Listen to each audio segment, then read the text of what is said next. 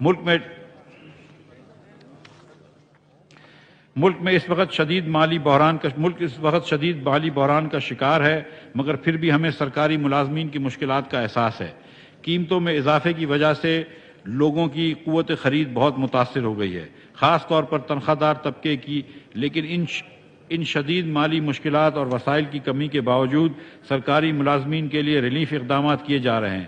خاص طور پر سرکاری ملازمین کی قوت خرید بہتر بنانے کے لیے تنخواہوں میں 15% کا اضافہ کیا جا رہا ہے۔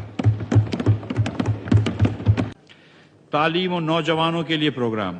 ہماری حکومت نے جاری پروجیکٹس کی تکمیل کو ترجیح دی ہے۔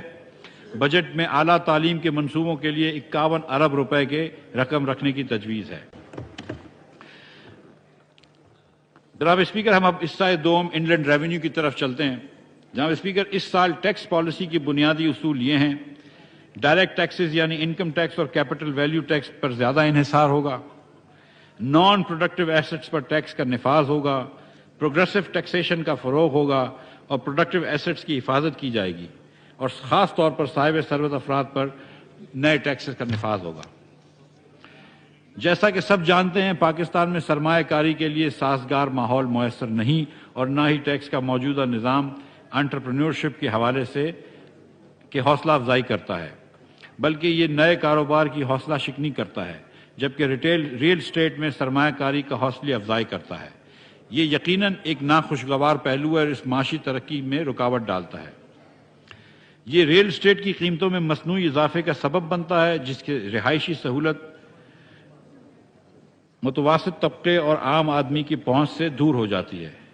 اس نان پروڈکٹیو سرمایہ کاری سے حاصل ہونے والی رقم ایک طرف مہنگائی کا سبب بنتی ہے تو دوسری طرف معاشرے میں بے چینی کا ذریعہ بنتی ہے۔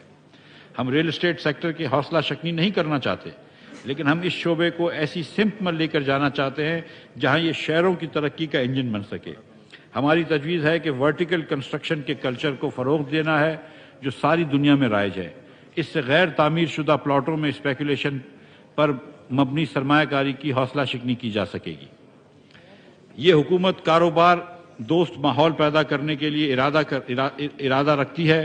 بدقسمتی رہی ہے کہ انکم ٹیکس کی وصولی کا بڑا حصہ ود ہولڈنگ ٹیکس پر مبنی ہے۔ دراصل ود ہولڈنگ ٹیکس کا نظام نہ صرف ٹیکس کے ڈھانچے میں بگاڑ پیدا کرتا ہے، بلکہ کاروبار کرنے میں مشکلات کا سبب بنتا ہے۔ ہماری حکومت کا مقصد اس بگاڑ کو خاتمہ کرنا ہے۔ ہماری ترجیحات ہیں کہ ود ہولڈنگ ٹیکس کی تعداد کو کم کرنا ہے، فائنل ٹیکسز کو منیمم ٹیکسز میں تبدیل کرنا ہے اور منیمم ٹیکسز کو ایڈجسٹیبل ٹیکسز میں تبدیل کرنا ہے۔ جناب اسپیکر، اب میں انکم ٹیکس کے ریلیف میجرز کے حوالے سے چند اہم تجاویز پیش کرنا چاہ رہا ہوں۔ تنخواہ دار افراد پر ٹیکس کی شرح۔